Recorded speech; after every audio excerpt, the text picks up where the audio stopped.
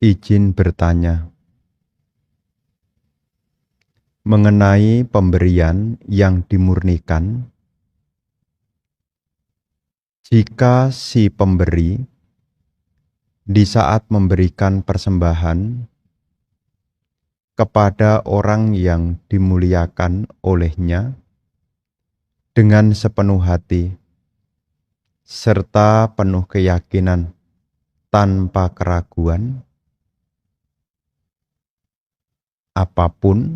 apakah pemberian itu pahalanya akan sama dengan orang yang memberi tapi masih ada keraguan. Nah, di sini Ibu Bapak perlu kita ketahui di dalam bagian dari dana disebutkan sadaya danang detik. Ketika seseorang memberi, seseorang punya landasan berupa keyakinan. Apa yang dimaksud dengan keyakinan di sini? Dia mengerti bahwasanya berdana itu adalah perbuatan baik dan berdana itu juga akan membawa berkah. Ini namanya berdana yang disertai dengan keyakinan. Jadi seseorang pada umumnya berdana karena dia sudah pernah mendengar penjelasan mengenai apa itu berdana dan apa itu manfaat dari berdana. Termasuk dia juga mengerti bahaya kalau seseorang diliputi oleh kekikiran. Makanya tindakan berdana itu bisa diulang-ulang. Bukan pertama dan terakhir. Tetapi dia memberi bisa diulang-ulang. Maka ketika kita berdana yang sifatnya diulang-ulang, pasti di situ ada landasan keyakinan. Mengerti berdana adalah perbuatan baik, berdana itu juga ada pahalanya. Jadi kalau seseorang berdana yang dimaksud masih ada keraguan, ya tentu di sini mungkin dia berdana asal ikut-ikutan. Ya, ikut-ikutan itu artinya tidak disertai dengan pemahaman. Apa manfaat berdana? Apa itu yang disebut dengan berdana? Banyak orang di masyarakat umum mengerti kalau berdana itu ya hal yang memang patut dilakukan. Kenapa? Karena umumnya sebagian orang itu hidup bersosial, jadi mereka punya anggapan ya pantaslah untuk dilakukan. Tetapi sebagian tidak memahami tentang apa pahala-pahala jika seseorang itu berdana. Ada yang berdana dilandasi dengan keyakinan, sadaya danang detik. Itu juga ada pahalanya apa nanti. Kemudian kala danang detik, ketika dia memberi ada landasan waktu. Termasuk juga memberi dengan rasa hormat. Itu nanti akan ada pahala yang akan diperoleh nanti pahalanya beda-beda. Bagaimana kalau orang itu memberi dengan keyakinan nanti diceritakan di dalam suta, itu nanti beda-beda. Ya, pahalanya beda-beda. Ada yang berdana di waktu yang tepat. Apa pahalanya? Ketika dia berharap, apa yang dia harapkan itu bisa berbuah pada waktu yang dia inginkan. Kenapa? Karena dia memberi selalu di waktu yang tepat. Itu ada salah satu uraian di dalam suta. Berkenaan dengan apa? Berkenaan dengan sapurisa dana suta. Bagaimana orang bijaksana, orang baik menunjukkan cara berdana. Ya. Jadi kalau apakah ada bedanya? Ya, kalau dia tidak ada pengertian dengan yang ada pengertian ya pasti berbeda. Ya, karena nanti mempengaruhi kondisi batin. Kan kita tahu bahwasanya kama itu tidak lepas dari cetana. Kapan perbuatan itu akan menjadi sebuah wipaka atau buah? Kalau dilakukan disertai dengan cetana. Cetana ini macam-macam. Ada dengan pengertian, ada dengan hati yang senang. Nah, ini nanti akan mempengaruhi wipaka, buah dari perbuatan itu. Begitu ya.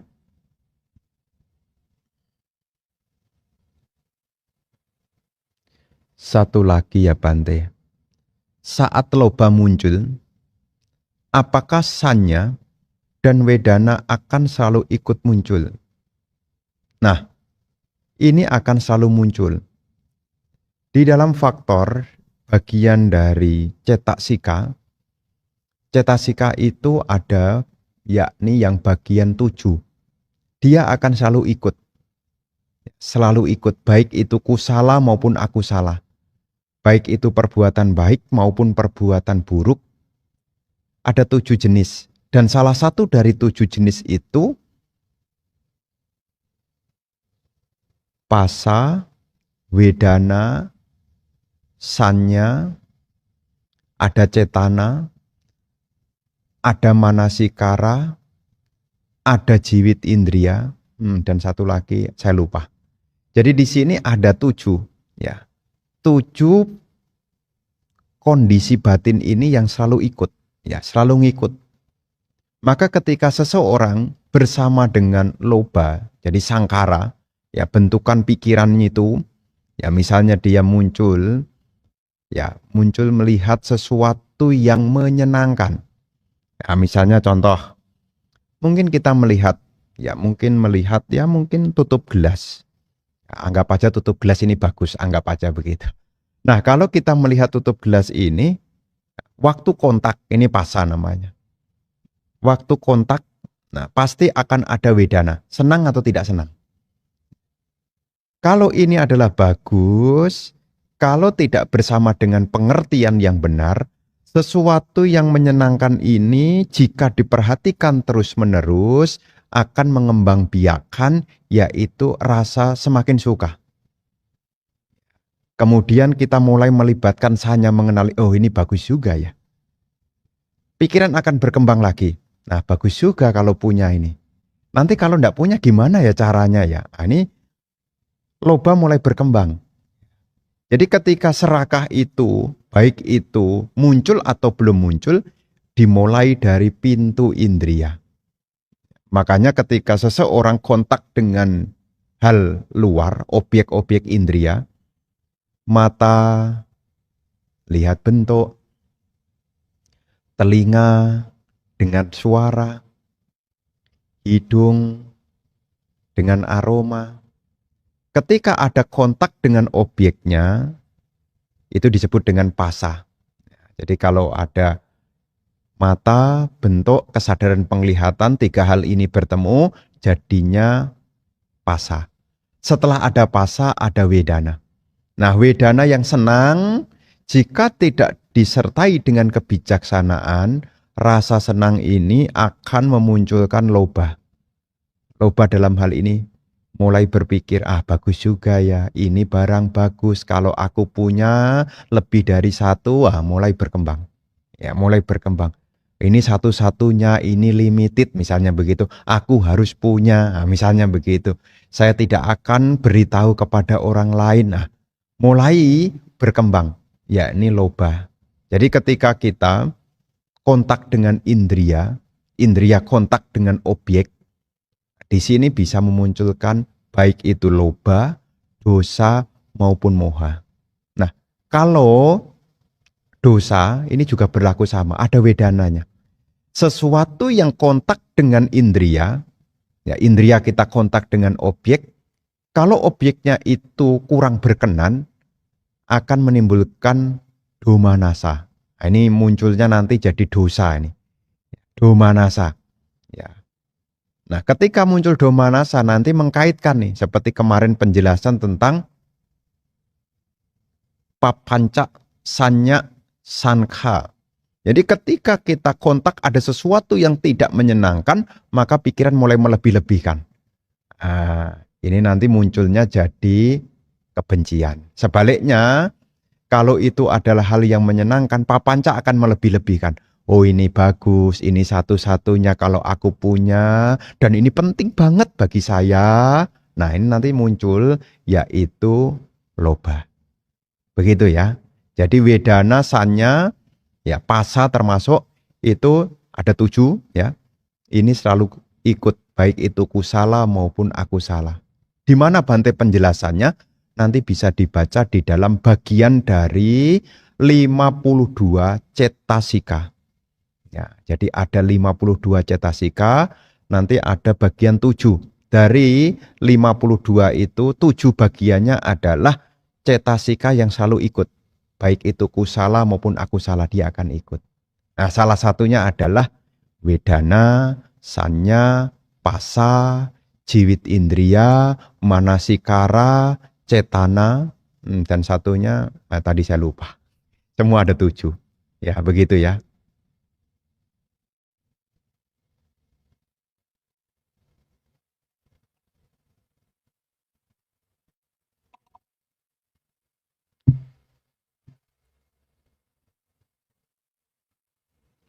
Namo Buddhaya Bante, izin tanya. Siapakah Mara itu? Dan izin bertanya Bante, siapakah Mara itu? Apakah Mara hanya ada pada zaman Sang Buddha muncul di dunia? Anumodana atas penjelasannya. Bapak dan Ibu, saudara-saudari sekalian, di dalam ajaran Sang Buddha ini, kita mengenal ada istilah Mara. Mara ini bisa mengacu kepada makhluk, bisa juga. Apa itu makhluk di sini? Adalah Dewa Putak Mara. Dewa Putak Mara itu adalah makhluk surgawi yang berada di surga para nimita wasawati dewa. Jadi dewa alam kedewaan yang paling tinggi. Kan kita tahu yang paling bawah adalah Catum Maharajika, Tawatingsa, Yama, Tusita, Nimarawati, dan yang paling tinggi di alam kama bumi ini adalah para nimita wasawati dewa. Nah, dewa ini kenapa dia mengganggu, kenapa dia menggoda? Dia ada iri. Dia tidak senang, dia tidak mau kalau ada melihat orang yang mau mencapai pencerahan. Jadi dia akan menggoda, mengganggu seseorang yang akan mencapai pencerahan. Kenapa dia iri? Ya, namanya dewa kalau dalam kama bumi, namanya kama itu masih ada nafsu. Ya, masih ada nafsu. Maka dewa Putak Mara ini juga bisa menggoda. Nah, Mara itu adalah penggoda. Mara itu juga yang merintangi. Maka selain ada Mara mengacu kepada makhluk, ada 3 jenis Mara sisanya. Selain Dewa Putak Mara, ada yang mengganggu, yang merintangi seseorang untuk mencapai. Ya, yang pertama adalah Kilesa Mara. Ini bukan makhluk.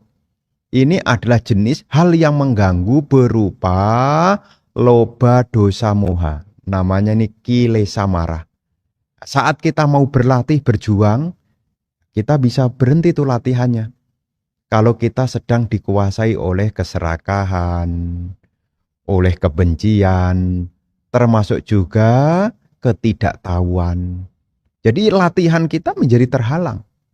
Oleh apa ini Bante? Ini disebut sebagai Kilesa Mara. Selain Kilesa Mara, adalah Macu Mara. Macu Mara adalah hal yang merintangi. Untuk mencapai pencerahan adalah datangnya kematian.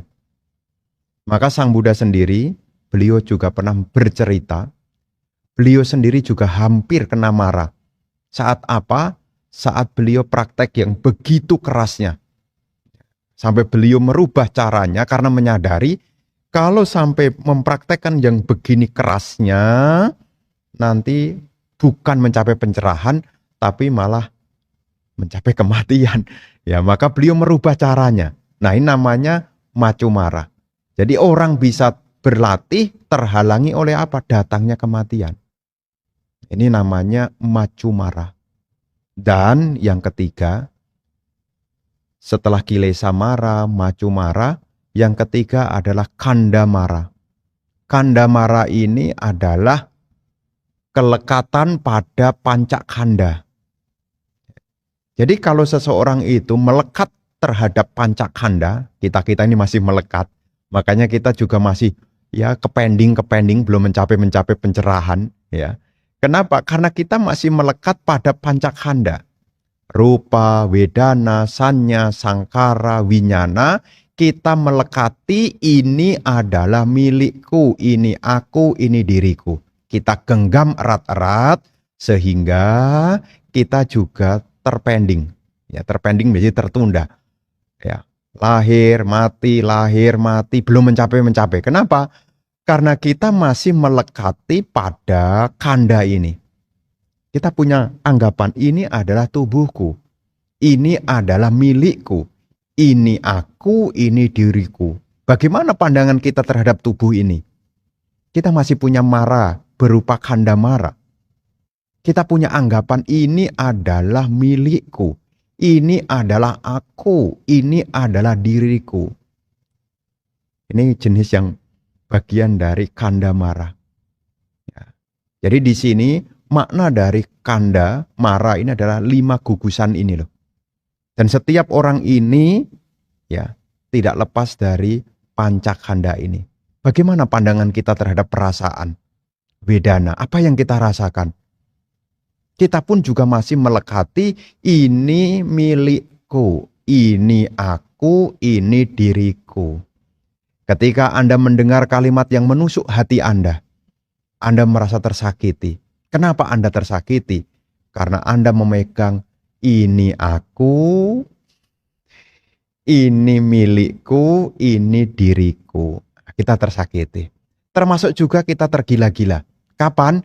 Kalau ada rasa yang menyenangkan.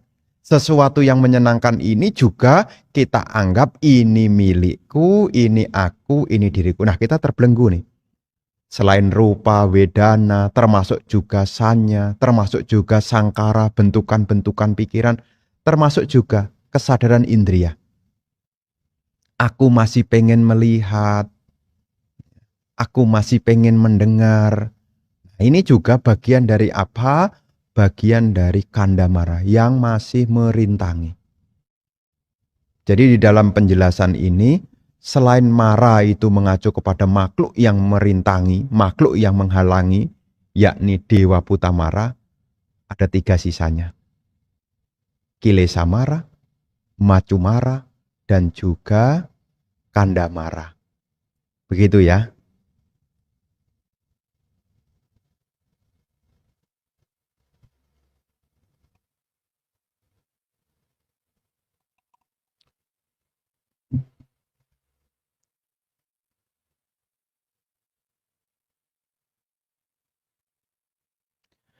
Wandami Bante, izin penjelasannya tentang 3 waktu sebelum, saat, dan setelah menyerahkan dana.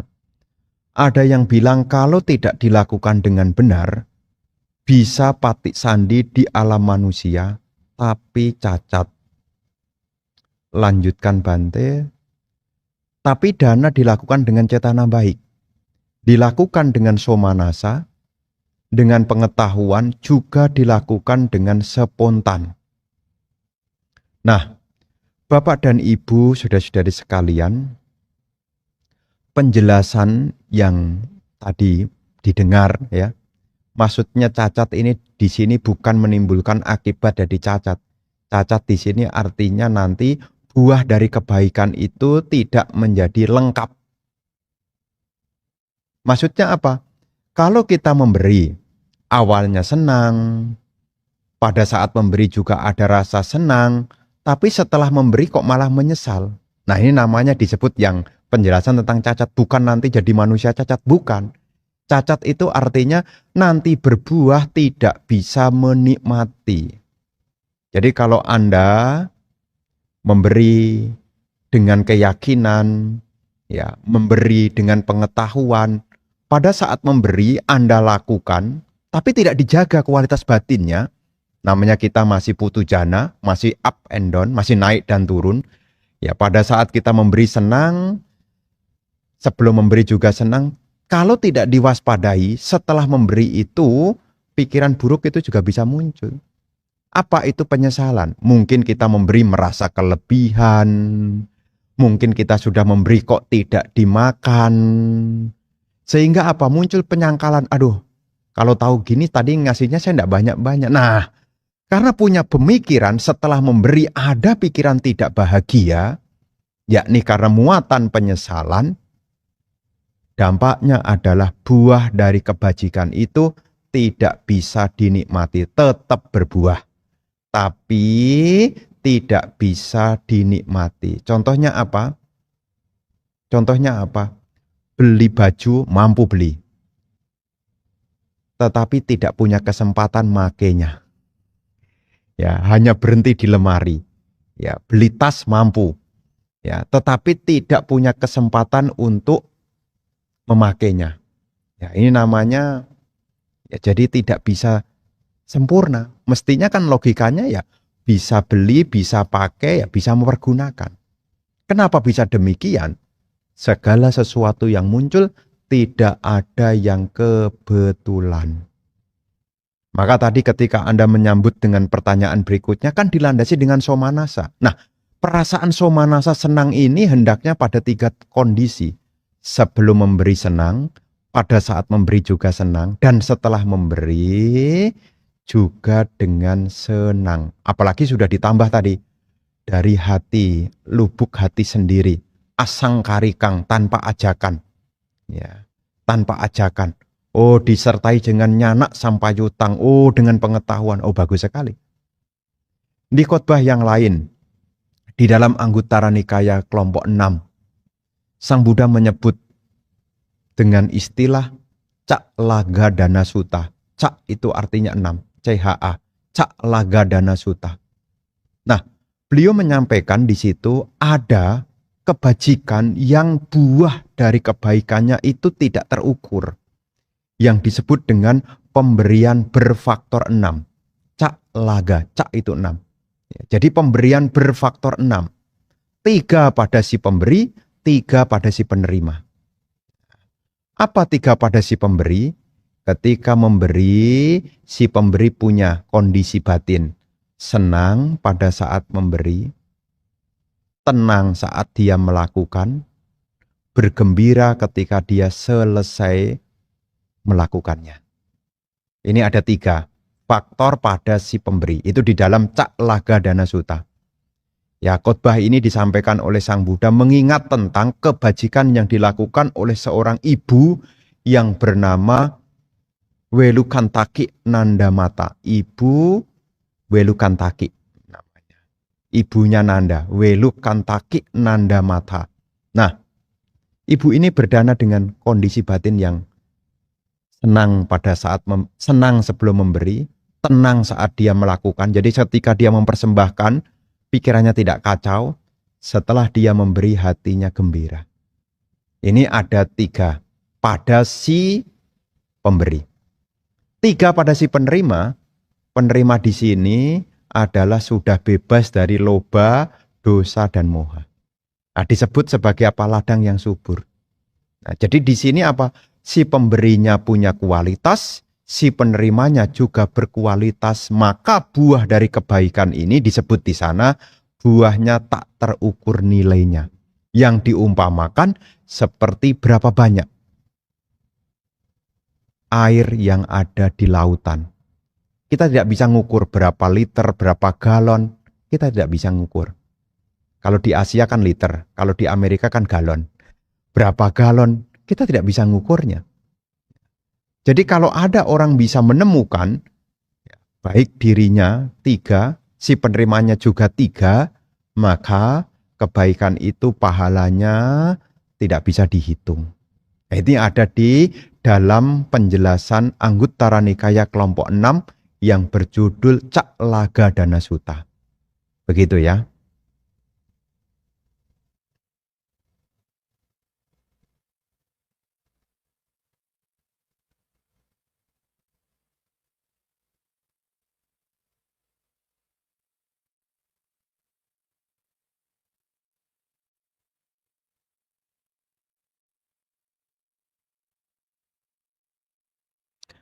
Selamat malam Wandami Bante. Mau bertanya, bagaimana cara mematikan lilin di altar yang baik? Biasanya setelah canting, saya kipas dengan buku parita. Karena kalau ditiup rasanya kurang sopan. Menurut Bante baiknya. Nah, para bapak dan ibu, kalau di sini itu ada semacam ada panjang begini, terus ujungnya itu ada kayak lonceng. Ya, jadi kalau matikan tinggal set. Nah, jadi tidak perlu ditiup, tidak perlu dikipas, hanya cukup diletakkan di atasnya. Nanti kan lilin kena kayak lonceng begini, nah dia tidak dapat udara, dia mati. Ya. Memang di masyarakat ada ya apa namanya, ya tradisi lah, ya turun temurun. Ya, tidak sopan kalau matikan lilin di altar itu dengan ditiup pakai mulut. Ya, tidak sopan katanya. Ya. Tapi ini adalah bagian dari tradisi masyarakat yang sudah berkembang. Kalau di Suta ya memang tidak ada penjelasan tentang hal ini. Tapi yang jelas ya Anda boleh mengipasi seperti apa. Tapi tolong ya jangan pakai buku parita lah ya. Cari yang lain lah. Ya mungkin coba nanti ke pasar kalau ada orang jual kipas ya udah pakai kipas itu. Kalau enggak nanti pakai itu yang tadi saya sebut.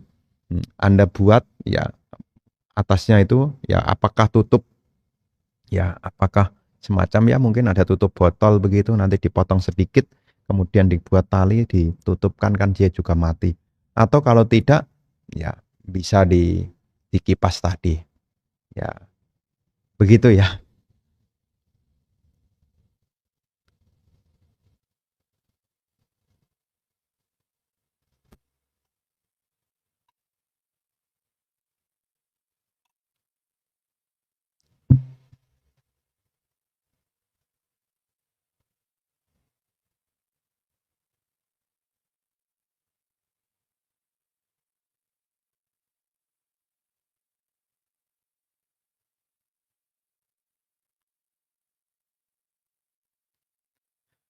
Namo Buddhaya Bante.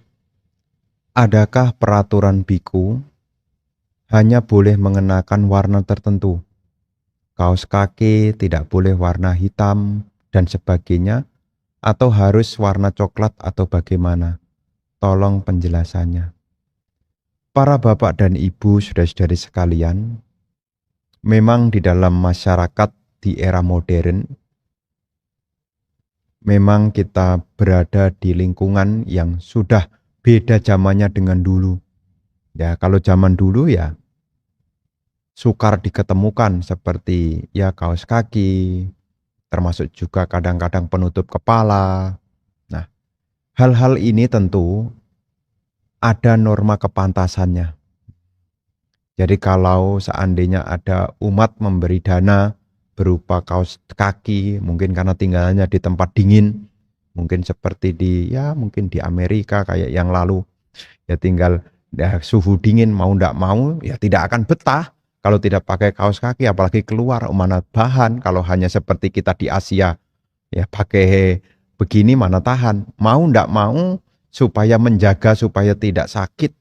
Ya, karena kondisi geografis yang mungkin musimnya musim dingin, mau tidak mau, ya untuk menjaga supaya tidak sakit, ya mengenakan salah satunya ada yang kaos kaki, termasuk juga penutup kepala, termasuk juga ada ya selimut. Nah, di sini biasanya di masyarakat sudah tahu ya tentang apa kepantasan, ya kepantasan. Jadi kalau ibu bapak ingin membantu ya warnanya ya warna yang pantas lah ya. Ya, jadi warnanya ya mungkin kalau ndak ada yang lain ya apa boleh buat, tapi sebisa mungkin diusahakan ada kepantasannya. Nah, jangan kasih warna yang mungkin bunga-bunga ya. Dia ndak sesuai kan demi manfaat Bante. Iya memang demi manfaat, tapi kan nilai kepantasannya kan kurang. Mungkin warnanya terlalu ngejreng atau apa kan ya perlu ditimbangkan lah ya. Jadi di sini nanti ya disesuaikan. Ya, disesuaikan kalau bisa ya dikonsultasikan kepada yang mau menerima juga. Jangan sampai nanti Anda sudah jerih payah mencari ternyata tidak kepake juga kan sayang juga ya. Bertanya nilai manfaatnya, bertanya apakah mau atau tidak karena tidak semuanya juga berkenan. Ada beberapa biku meskipun dia dingin dia tidak mau pakai kaos kaki, ada beberapa. Termasuk juga tidak mau pakai penutup kepala, ada juga. Ya, jadi sebelum Anda memberi, ya lebih baik Anda bertanya dulu. Tidak apa kok, tidak apa. Ya, karena biku itu kan mudah dirawat. Ya, jadi kalaupun Anda mau berdana, kemudian Anda ragu-ragu, bertanya aja. Ya,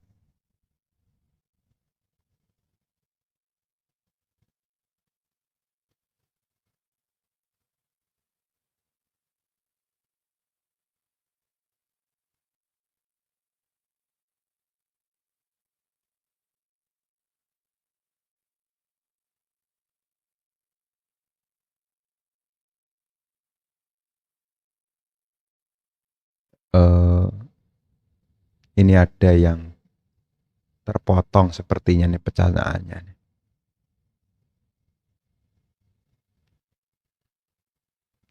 Ada cantik apa ini? Cantik, ganteng bisa jadi model, influencer, foto-foto dan pekerjaan yang tidak berat dan uangnya banyak sekali. Rasanya hidup kadang tidak terasa adil Bante. Saya lelah cari kerja karena mereka gampang sekali. Ya, di dalam masyarakat tentu kita akan bertemu dengan berbagai fenomena ya. Tapi sebisa mungkin ya kita selalu berupayalah membuat karma-karma baik lah. Berpikir yang baik, berperilaku yang baik, berucap yang baik, termasuk juga melakukan kebajikan-kebajikan. Ya mungkin berbagi sedikit apa yang kita punya. Makanya sebisa mungkin jangan sampai kita nih, maaf kata ya, jangan sampai kita baru susah sekali baru berpikir untuk berbuat baik.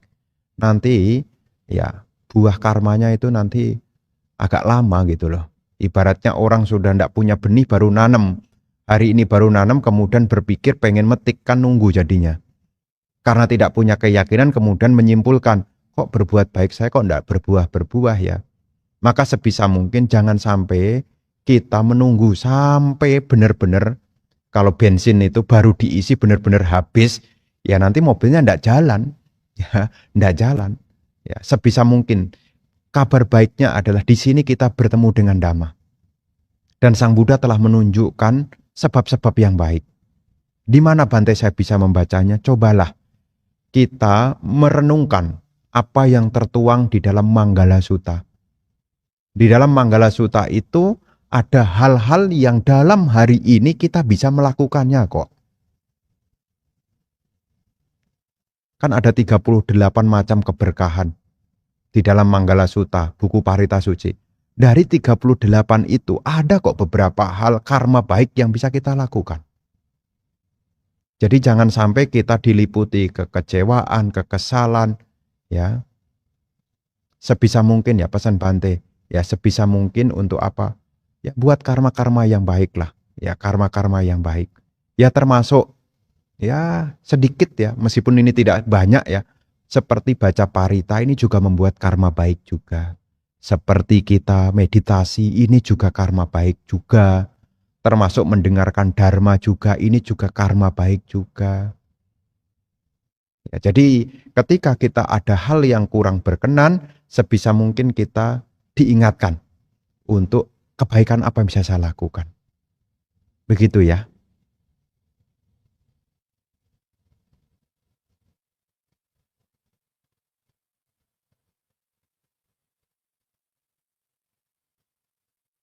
Selamat malam Bante, Namo Buddhaya. Mohon pencerahannya. Saya mendengar bahwa kita hidup sesuai dhamma dan setelah itu dilepaskan. Mohon pencerahannya. Para bapak dan ibu, saudara-saudari sekalian, ajaran Sang Buddha itu diibaratkan seperti halnya rakit. Ya, kita tahu ya, salah satu khotbah yang kita bisa lihat di dalam perumpamaan 4 ekor ular yang berbisa. Ya, khotbah tentang ular berbisa. Itu nanti akan ada ketemu di bagian terakhir itu, ada orang yang melihat bahaya di sini, kemudian dia tahu ada keberuntungan kalau tiba di pantai seberang. Nah, orang yang pengen hidup tidak mau menderita, maka dia berupaya untuk mengumpulkan rakit. Nah, ini namanya kita hidup sesuai dhamma. Sesuai dhamma. Dhamma itu kan ada 3. Pariyati dhamma, pati-pati dhamma, dan pati weda dhamma. Nah, rakit ini berbicara tentang 2. Belajar dhamma dan praktek dhamma. Ini seperti membuat rakit. Ya, rakit. Nah, setelah punya rakit, ya, kemudian kita harus berenang. Artinya mendayung ya, bukan berenang, mendayung. Jadi kalau kita sudah rakitnya terbentuk, ya kita harus mendayung. Artinya apa? Setelah kita belajar dharma, kita harus menjalankannya. Sila sama dipanya itu seperti mendayung. Ya. Nanti rakit yang didayung ini akan tiba di pantai seberang. Nah, setelah tiba di pantai seberang, otomatis rakitnya itu dilepaskan. Ya, otomatis. Ya, jadi maksud dari penjelasan itu perumpamaan rakit. Jadi sebelum kita tiba di pantai seberang, kita sekarang ini harus mengumpulkan rakitnya dulu. Ya, mengumpulkan bahan-bahan untuk membuat rakit. Ini kan hidup sesuai dengan dhamma. Ya. Sutta mayapanya, cinta mayapanya, bawana mayapanya, ini kebijaksanaan.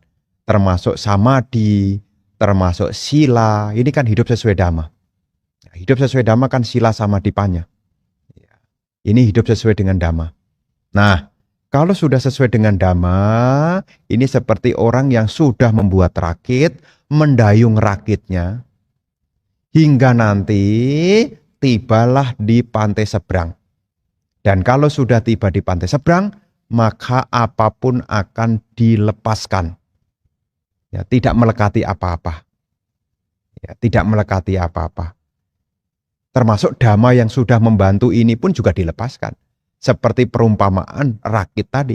Kalau sudah tiba di dermaga, ya kapalnya ya ditinggal.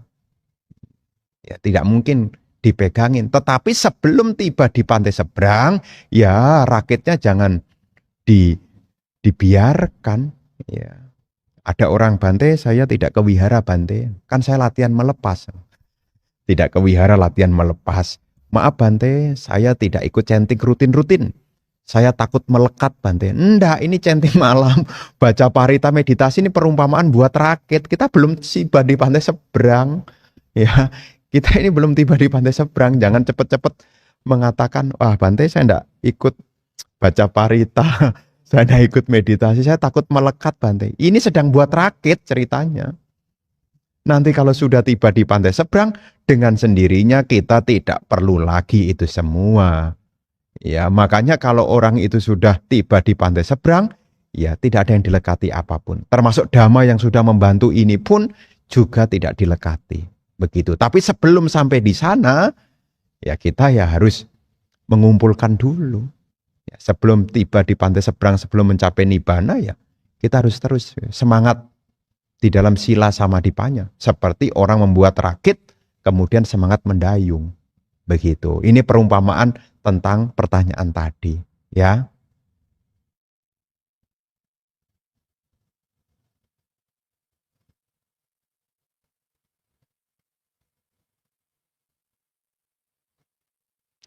Namo Buddhaya Bante, saya mau tanya.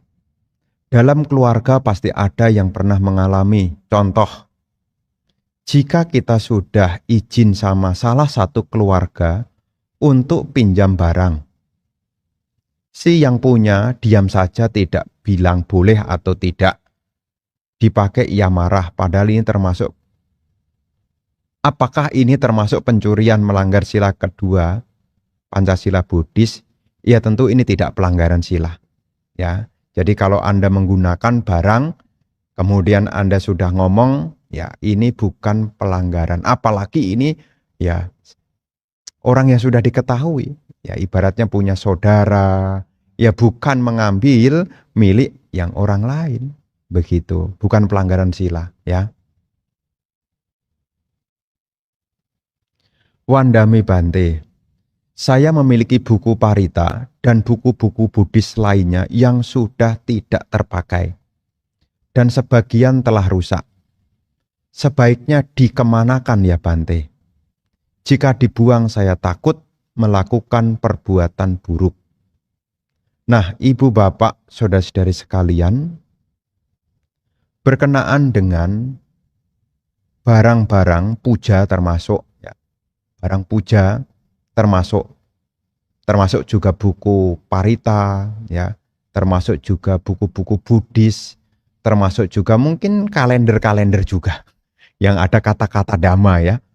Kalau memang itu sudah tidak terpakai, ya, sebisa mungkin Anda bisa melakukan salah satu dari pilihan ini. Pilihan yang pertama adalah dikubur. Ya, dikubur. Ya. Kalau seandainya Anda punya barang yang sudah tidak layak untuk dipakai, misalnya kayak buku begini, sudah brodol gitu ya, sudah tidak bisa terpakai, sudah tercecer halamannya, ya. Kalau memang sudah tidak terpakai, Anda bisa menguburnya. Nanti kan rusak dengan alami. Kalau seandainya Anda tidak mau menguburnya, opsi yang kedua adalah dikremasi. Tapi Anda usah ke rumah duka, maksudnya dikremasi itu artinya ya Anda bakar. Bagaimana cara melakukannya? Ya Anda ya pakai pembacaan Parita dulu seperti puja bakti. Setelah selesai melakukan puja, kemudian ya kita punya niat bahwasanya ini sudah tidak terpakai, saya akan mengkremasinya. Ya seperti tubuh ini loh. Ya Guru Agung Sang Buddha, ini kan punya tubuh beliau. Ya, tubuh itu juga dipakai untuk mengajar dhamma. Tapi tubuh ini juga tiba saatnya juga tidak bisa.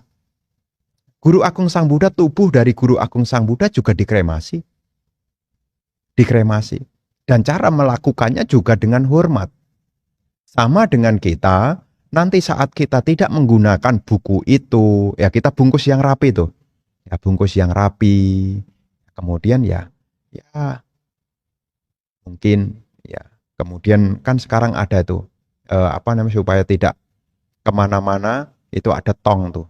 Ya di tong itu kemudian ya bisa di situ.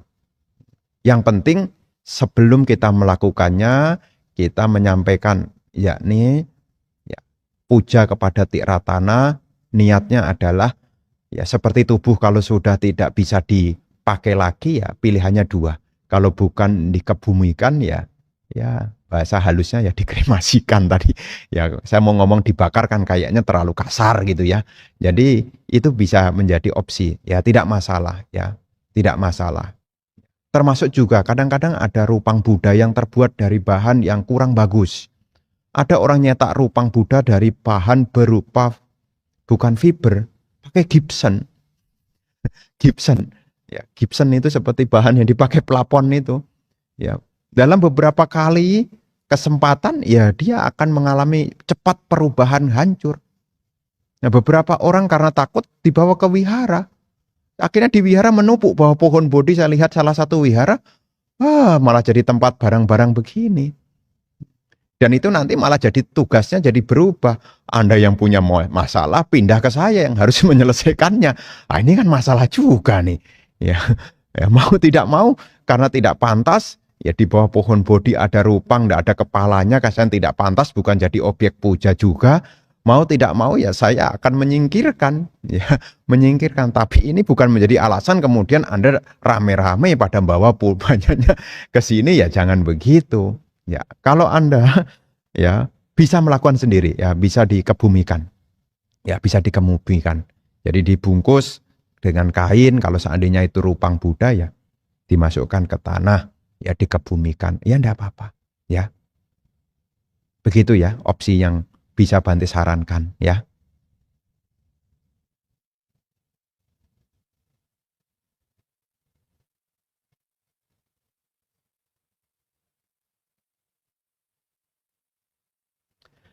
Namo Buddhaya Bante, izin bertanya. Bagaimana pandangan Buddhis soal fansen? Apakah merupakan perbuatan baik? Karena banyak populasi ikan lele yang merusak populasi ikan lainnya karena adanya fansen. Nah, Bapak Ibu, untuk urusan fansen ya dilihat masing-masing juga. Ya, dipertimbangkan dengan bijaksana. Ya, tidak hanya ikan lele, termasuk juga kalau mau fansen ular, ya, juga dilihat tempatnya. Kapan hari ada orang fansen ular tuh. Kemudian ada fansen burung, juga harus dilihat. Ya, dilihat kondisinya.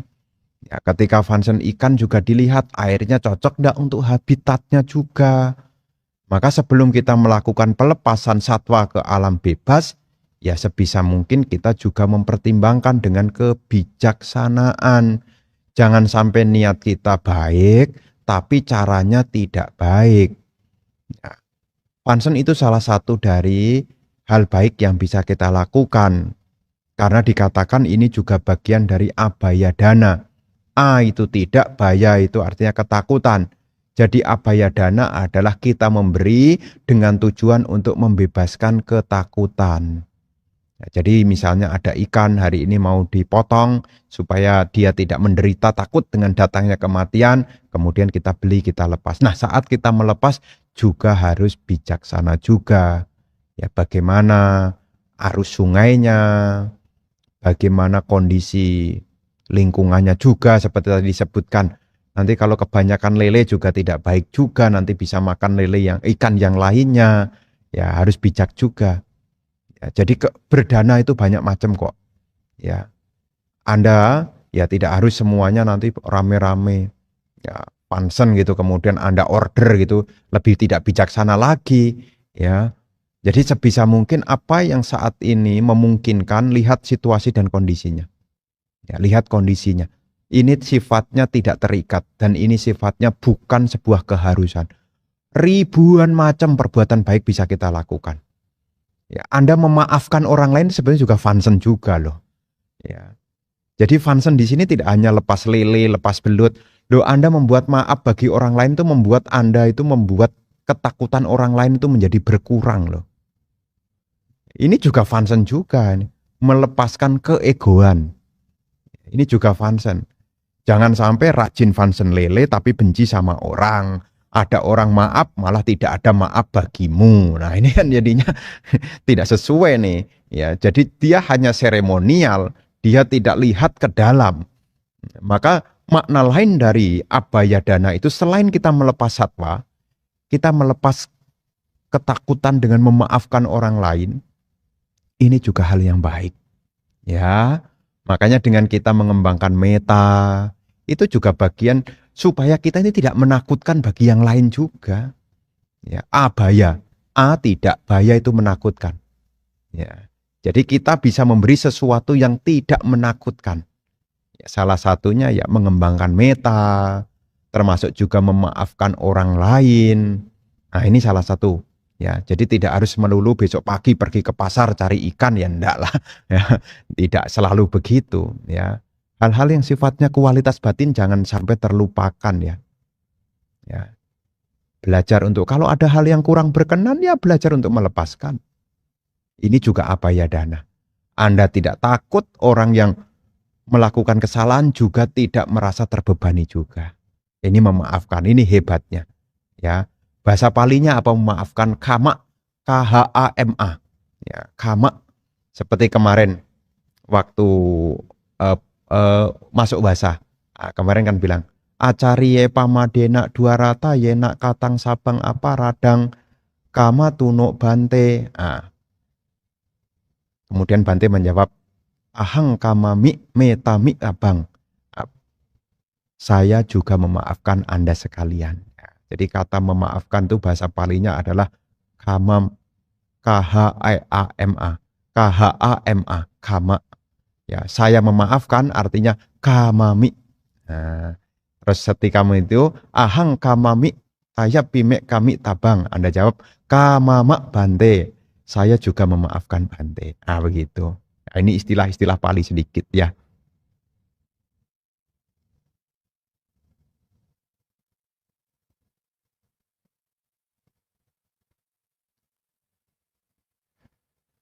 Selamat malam, Suki Hotu Bante.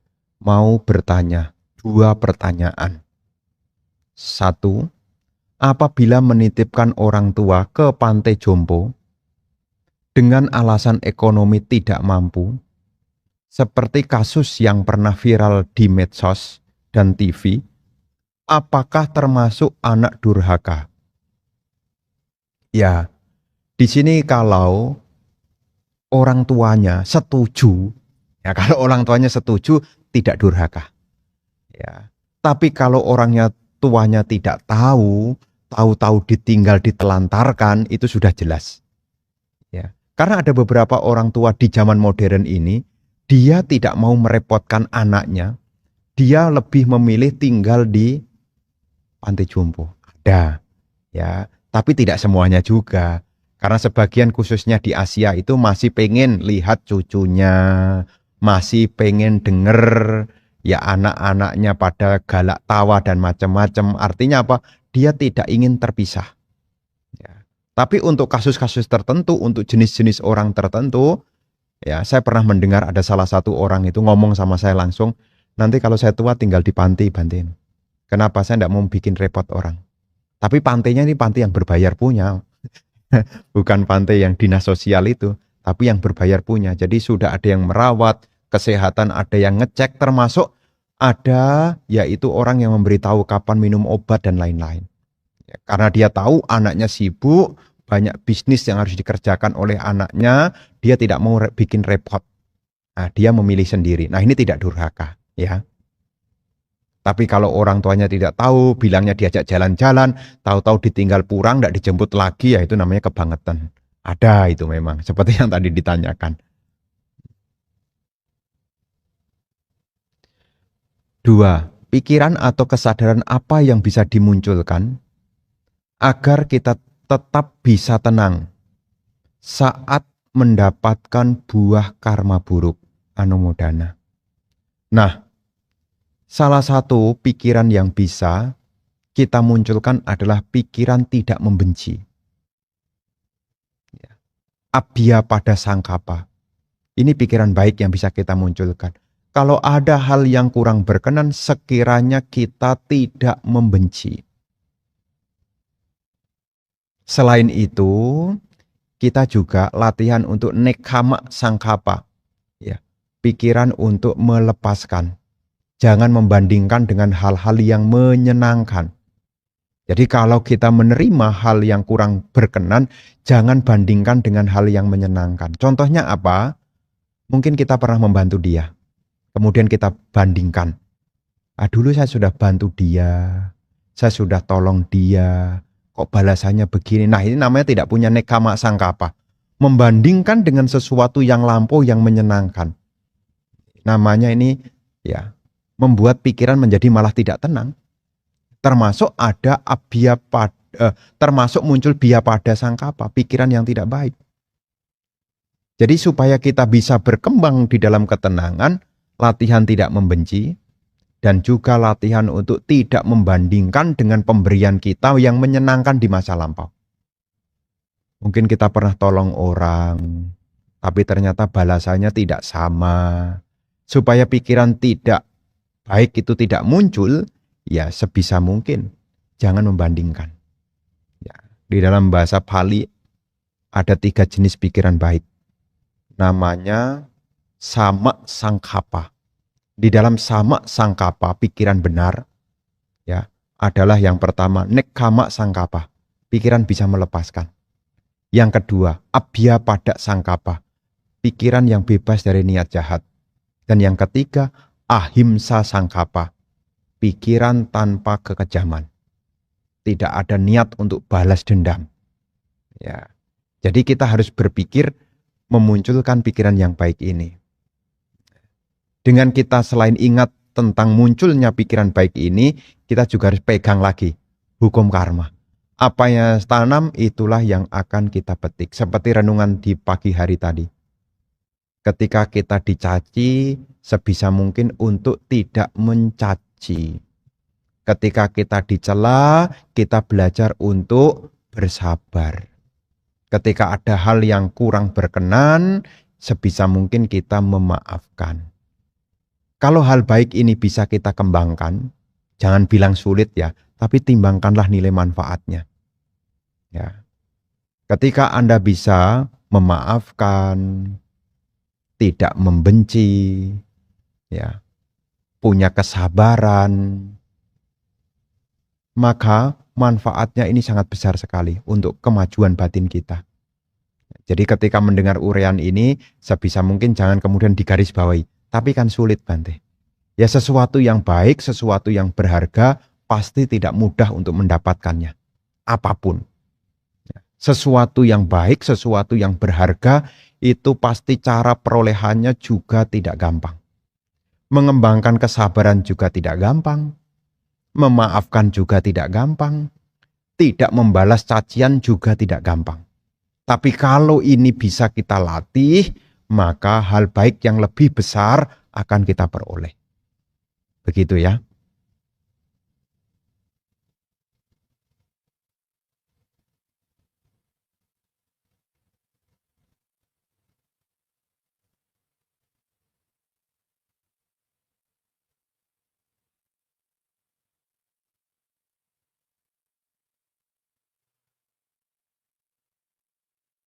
Malam Bante.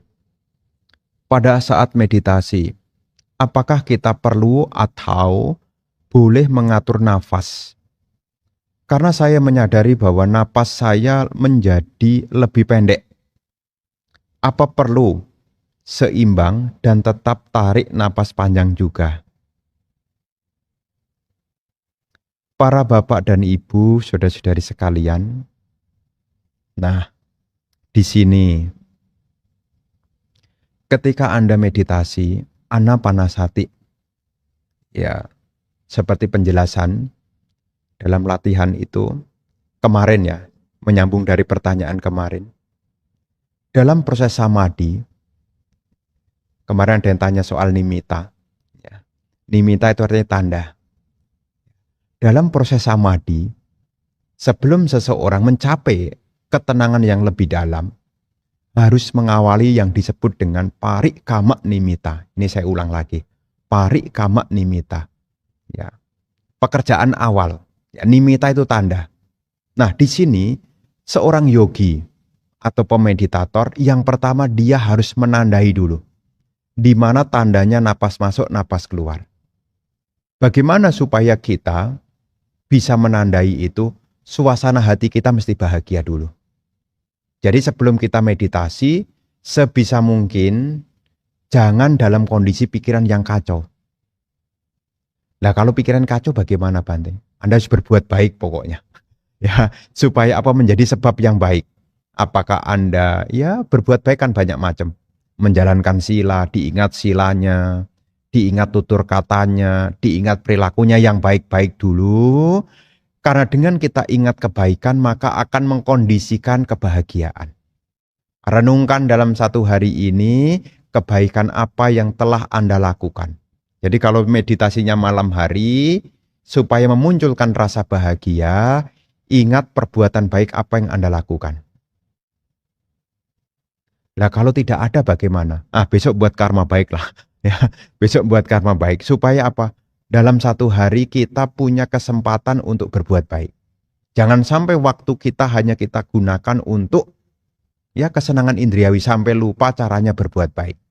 Nanti kita akan mengalami kebingungan, masalahnya itu di situ. Makanya berbuat baik itu mesti diulang-ulang. Dan berbuat baik itu juga perlu diingat supaya apa? Memunculkan rasa bahagia. Nah, kalau kita kondisi batin kita bahagia, kemudian ingin mengembangkan anapanasati, kita tandai. Tandanya apa? Napas masuk, napas keluar. Cobalah Anda rasakan di sekitar lubang hidung Anda. Duduklah dengan nyaman, jangan bergerak, jangan dikomentari, diem aja. Maka dengan sendirinya, napas ini karakternya adalah unsur angin. Unsur angin itu karakternya adalah mendorong. Sabar aja tunggu. Tunggu napas ini mendorong dengan sendirinya masuk. Dan kalau sudah masuk, dia akan juga mendorong keluar juga. Jadi di sini yang perlu Anda lakukan, Anda tidak perlu mengatur nafas Anda. Duduklah diam. Duduklah diam, jangan bergerak tubuhnya. Biarlah napas ini yang mendorong sendiri. Karena karakteristik dari unsur angin itu adalah mendorong. Unsur angin itu punya dua karakteristik. Satu menopang, dua mendorong. Nah, karakternya adalah mendorong. Diam aja. Nanti dengan sendirinya kalau Anda tidak bergerak dan Anda tidak berkomentar, maka napas ini akan terasa dengan sendirinya. Jadi omong-omong dalam pikiran itu jangan ditanggapi. Kemana saya harus meletakkan perhatian saya, Bante? Cobalah di sekitar lubang hidung Anda sini. Diamlah, tidak bergerak. Apapun yang muncul jangan dikomentari. Sabar aja. Nanti napas ini akan mendorong masuk. Dan napas ini juga akan mendorong keluar dengan sendirinya. Nanti ketika napas ini mau masuk lagi, Anda tidak usah menginginkan. Biarlah napas itu juga mendorong sendiri. Ya, supaya apa? Anda tidak terbebani. Dengan Anda tidak terbebani, maka Anda akan tenang. Kenapa bisa tenang? Karena Anda tidak berkomentar. Dengan Anda tidak berkomentar, maka buah-buah pikir, sangkara-sangkara itu tidak terpicu untuk berkembang. Diamlah. Latihan untuk tidak komentar. Termasuk seperti pertanyaan sebelumnya, ada suara hati yang muncul. Jangan ditanggapi. Perhatikan di sekitar lubang hidung Anda, duduk jangan bergerak, tunggulah napas itu secara alami, dia mendorong dengan sendirinya. Ketika menghembus juga biarlah alami, dia mendorong dengan sendirinya. Tidak perlu mengaturnya. Karena ketika Anda mengatur, ini akan membuat sangkara. Membuat sangkara ini muncul. Kalau sangkara muncul, maka kalau terlalu semangat menjadi gelisah. Terlalu lambat jadi malas. Jadi sebisa mungkin, senatural mungkin. Kalau terasa tulang punggungnya membungkuk, ya ditegakkan. Begitu ya, ini sehubungan dengan penjelasan parikkama, ya, berusaha untuk mengenali dulu tandanya dulu. Dan Bante berpesan, jangan komentar. Tubuhnya jangan bergerak, sabar. Tunggu napas ini mendorong dengan sendirinya. Nah kalau tidak masuk-masuk bagaimana? Tenang aja, masih hidup kok. Ya tenang aja, tidak usah khawatir. Ya, nanti namanya masih ada hidup ya pasti ada masuk dan ada keluar. Jadi tidak usah khawatir. Sabar aja. Ya, meskipun Anda tidak ingin bernapas sekalipun, dengan alami tubuh ini akan menarik napas. Ya, dan akan menghembuskan napas. Begitu ya.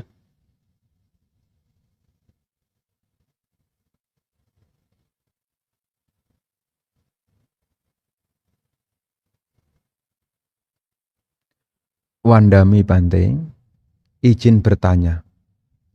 Bagaimana cara mengatasi susah tidur? Terima kasih.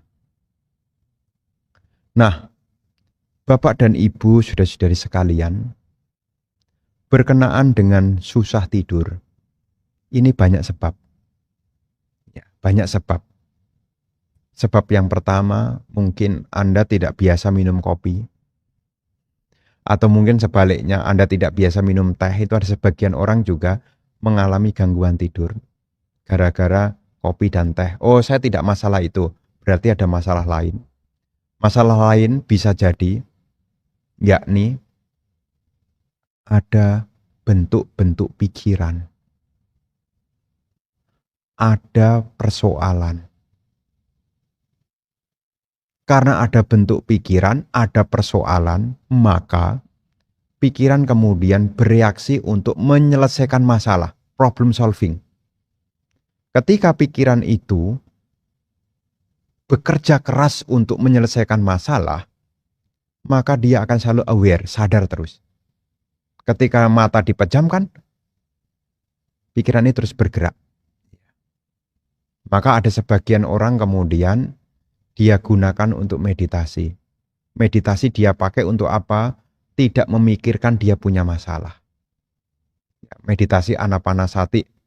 Ya, apapun yang muncul tidak dikomentari. Ya, dia hanya merasakan napas masuk, napas keluar. Ada sebagian orang mendengarkan parita juga. Supaya apa? Mengalihkan perhatiannya pada persoalan yang sedang dihadapi. Ada. Termasuk juga ada yang mendengarkan lagu sampai tertidur. Ya. Tapi tolong kalau dengerin lagu sambil tertidur, tolong jangan baterainya ngecas di listrik karena ada kejadian tuh. Setrum tuh orangnya tuh. Ada tuh. Ya itu ada. Kenapa dia bisa begitu, Bante? Karena ada cara itu dipakai untuk apa? Mengalihkan perhatian. Jadi ada beberapa orang melakukan dengan mendengarkan parita. Sampai dia tertidur. Kenapa? Mengalihkan perhatian pada masalah yang dia hadapi. Termasuk juga ada yang mendengarkan lagu juga. Ya. Sampai dia tertidur. Ya. Untuk apa? Mengalihkan perhatian. Karena pada dasarnya, selama ada masalah dan kita perhatikan terus-menerus, maka secara emosional, kita mengatakan kita masih belum aman. Sehingga apa? Karena kita merasa belum aman, maka kita tetap berjaga-jaga. Khawatir muncul, gelisah muncul, terus bertanya, ini bagaimana, ini bagaimana. Nah, terus tuh berkembang tuh. Terus bagaimana menyetopnya? Ya, bahasa kasarnya adalah alihkan perhatian. Ya, apakah pakai meditasi? Apakah dipakai dengerin parita? Termasuk ada sebagian yang tadi saya sebutkan, dia dengerin lagu. Sampai dia tertidur. Ada. Ya. Tapi prinsipnya adalah sama. Kenapa sulit tidur? Ya karena arus pikiran itu yang masih terus berjalan. Ada masalah, ya belum rela untuk dilepaskan. Makanya masih digenggam terus. Sehingga dia masih aware terus. Ya. Siapa yang mengaturnya, Bante? Dalam tubuh manusia ini, dalam bagian dari struktur otak ini, otak depan yang disebut dengan prefrontal cortex, ini yang bertugas untuk problem solving. Dan dia ini yang menggerakkan mata, mulut, tangan, kaki. Makanya ketika kita ada masalah, mata sulit dipejamkan. Kadang-kadang juga mulut juga berbicara, tangan juga kadang-kadang juga berkontraksi juga. Termasuk kaki tidak bisa diem. Kenapa? Itu sebetulnya reaksi dari prefrontal cortex, otak depan. Ya, otak depan ini yang berfungsi untuk problem solving. Makanya ketika seseorang menghadapi masalah, maka pada dasarnya kalaupun dia tidurnya cuma sebentar. Kenapa bisa demikian? Karena dalam dirinya itu masih menganggap ada masalah yang harus diselesaikan. Ini belum aman, ini belum selesai kalau belum aman. Nah, caranya bagaimana? Cara yang paling kasar adalah mengalihkan perhatian. Cara yang lebih halus bagaimana, Bante? Belajar melepaskan. Belajar melepaskan. Tapi biasanya orang memilih cara yang kasar. Ya, mengalihkan perhatian. Begitu, ya. Apakah meditasi, apakah mendengarkan parita, termasuk juga ada sebagian orang mendengarkan ya musik-musik yang relaksasi. Ada sebagian sampai dia dia tertidur. Ya, begitu ya.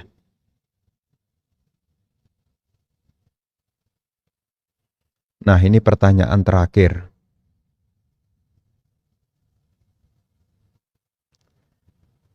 Namo Buddhaya, Bante.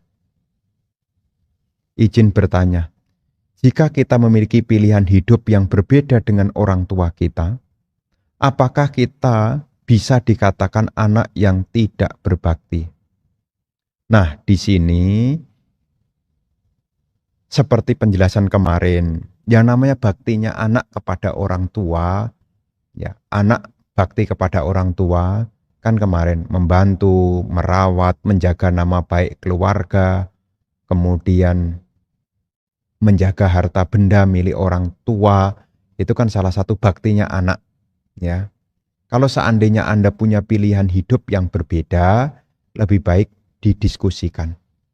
Bukan berarti tidak berbakti ya, karena hidup ini pilihan. Ya, kalau ada hal yang kurang berkenan, yang mungkin masih jadi ganjalan, lebih baik ngomong aja, ya, berbicara. Karena orang tua itu adalah orang dekat kok, bukan orang jauh. Sebelum Anda jadi orang dewasa, Anda jadi anak kok. Kalau waktu jadi anak, curhatnya kemana? Ke orang tua. Jadi selama kita masih punya orang tua, kalau ada hal-hal yang mungkin sifatnya ingin disampaikan, ya enggak usah canggung juga. Itu toh juga orang tua sendiri. Kalaupun ada perbedaan, ya Anda bisa menyampaikan alasan-alasannya. Termasuk juga, kalaupun mungkin ada hal yang berseberangan, ya Anda pastikan bagaimana Anda meyakinkannya. Intinya bangunlah komunikasi yang baik. Ya.